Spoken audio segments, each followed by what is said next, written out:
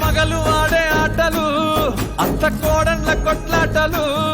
సదిరి చెప్పలేని మగని తిప్పలే తిప్పలు రచ్చబండ మీద ఆటలు సాయబండి కాడ మాటలు వచ్చిపోయేటోళ్ళ మందలించుకునే సంగతే గమ్మతి